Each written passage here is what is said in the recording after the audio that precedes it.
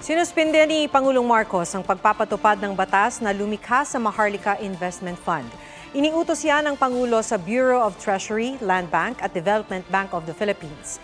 Paliwanag ni Executive Secretary Lucas Bersamin, gusto ng Pangulo na pag-aralan ng Implementing Rules and Regulations o IRR nito para matiyak na merong safeguards para sa transparency at accountability. Suportado ng ilang mambabatas na bumoto pabor sa batas ang hakbang.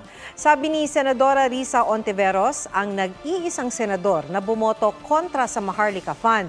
Tila lumilinaw na hindi totoo ang sinabi ni Finance Secretary Benjamin Diokno na may labis na pondo ang Land Bank at DBP na maaaring ilagak sa Maharlika Fund. Wala pang pahayag tungkol dito si Diokno. Tuluyan namang pinababasura ni ACT Party List Representative Franz Castro ang batas.